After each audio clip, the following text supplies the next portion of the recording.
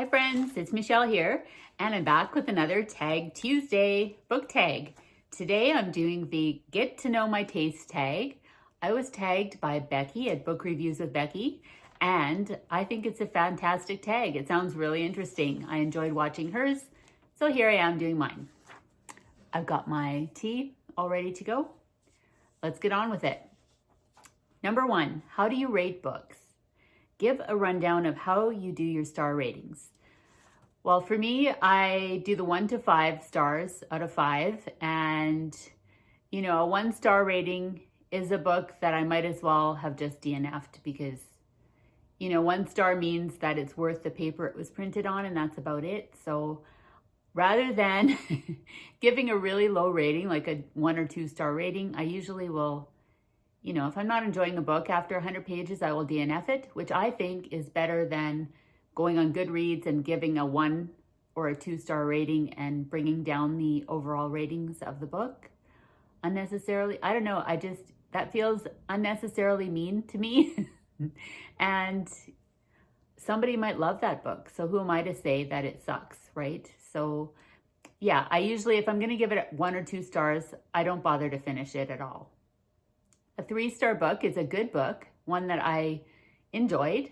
A 4-star book is a fantastic book that I loved. And for me to give a book 5 stars out of 5, it is like the perfect book. There's nothing wrong with it, in my opinion.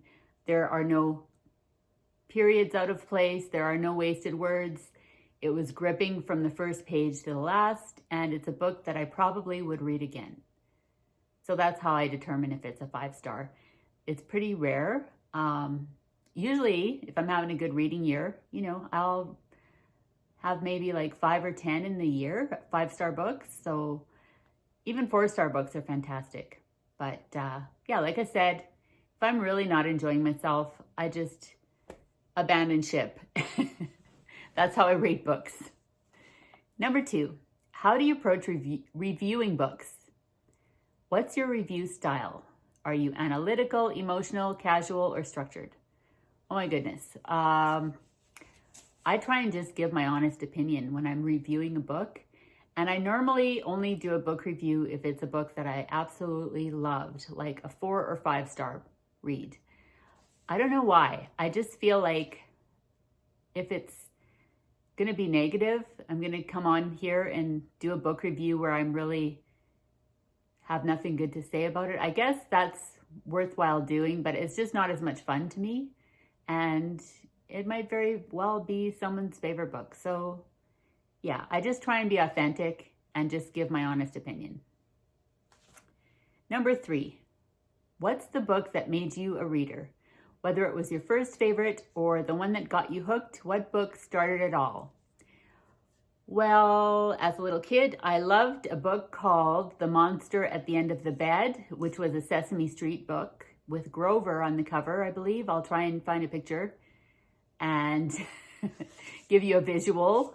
I remember that one as a kid, absolutely loving that book. And yeah, so that's probably one of the earliest that I can remember that started me loving books.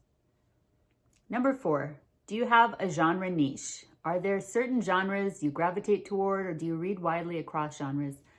My goal is always to read widely. I have FOMO. I have fear of missing out on a great book, and I don't like to lock myself into any one particular thing. I do tend to gravitate more toward character-driven stories, so literary type books.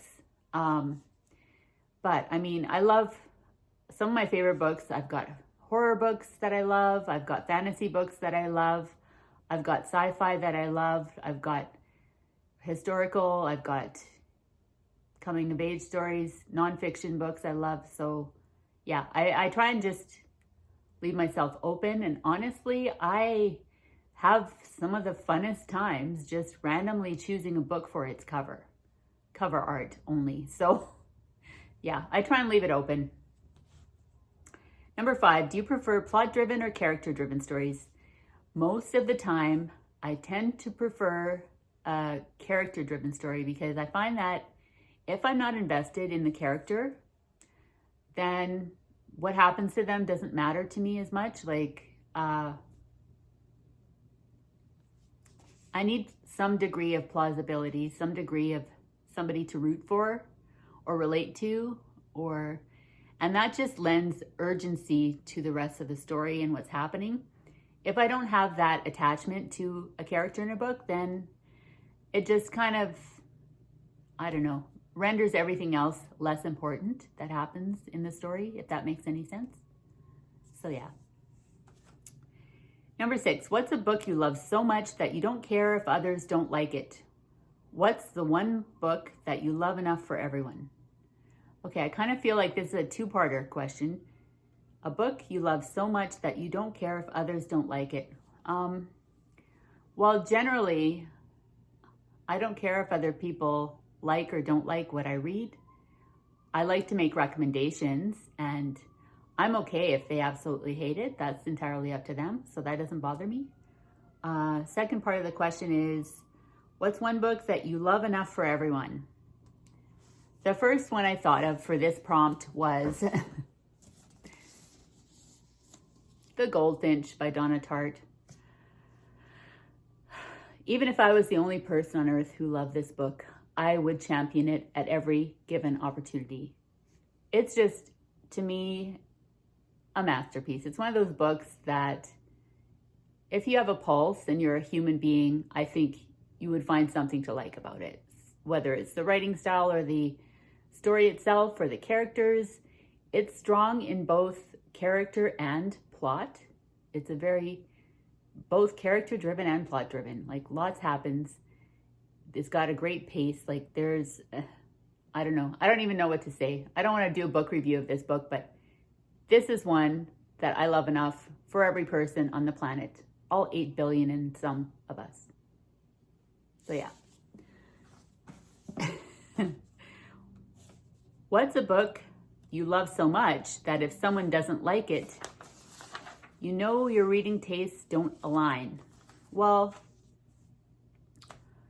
let's see. I mean, The Goldfinch is a good example of my reading taste, but there are so many others. I'm just trying to think. I don't know. That's a really hard question. And, you know, if our reading tastes don't align, that's fine with me. I just think it's more fun if they do align, because then we can recommend books to each other. But, you know, if, yeah, I'll just go with The Goldfinch. If somebody actually really hates this book and doesn't find it remotely interesting, then odds are our tastes are not going to jive. Okay, next question. Number 8, what's in your trash pocket? What books, tropes, or themes that you know are bad, but you love them anyway? I mean, I went through a phase in my late teens, early 20s, where I went on a total Jackie Collins trip. Like, I read a whole bunch of her books. My roommate and I, we both read them. We both loved them.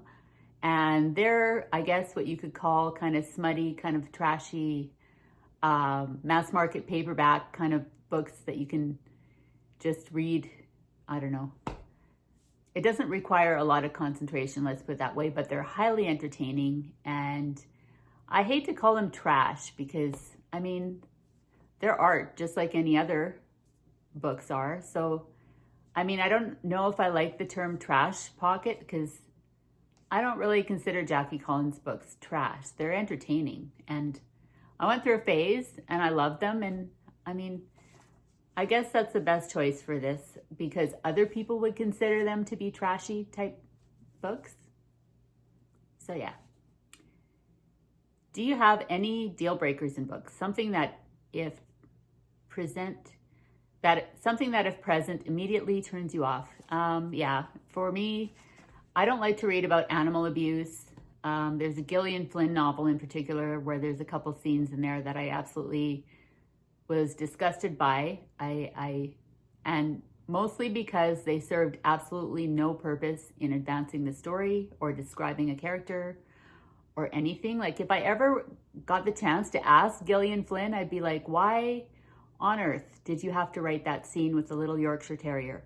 If you've read the book, you know what I'm talking about. But It made no sense to me. To me, it seemed excessive and just gratuitous animal abuse for no reason. So yeah, I didn't like that.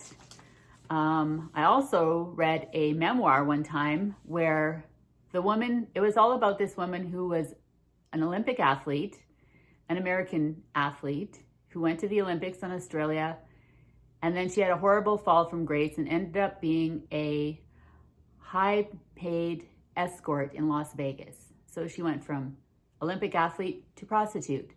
And this was her story that she was telling in her memoir, supposedly. As I'm reading this book, I'm thinking to myself, this woman she's not being truthful. She's lying. And she tells the story of how she kind of like had some mental health issues, and then she cheated on her husband, and then she started to really be promiscuous and started to enjoy being a prostitute because of her mental illness and stuff. And I did not buy a word that she was saying. It was the worst memoir I've ever read because it was exploitative of people who have actual mental health problems. It was dishonest. I didn't buy what she was selling. And this woman went on the Dr. Phil show, and he actually called her out on it. Not that I'm a big fan of Dr. Phil, but I thought that was interesting. I thought, okay, I'm not the only one who didn't buy the nonsense that she was spewing in her memoir. So that's a good example of something I absolutely did not like, something that was horribly off-putting in a nonfiction book. Completely turned me off. Number 10. What's a strong opinion you have about a book released in the last year, whether it's overrated, underrated, or just a take you need to share? In the last year, that's hard. I can't really think of anything right now. I'm gonna have to skip that question. I can't think of any books I've read in the last year that I have a real strong opinion about. I'm sure it'll come to me once I'm done filming this video. Question number 11. What do you look for in writing? What makes a book stand out to you? Is it prose, style, themes, voice, structure, or something else?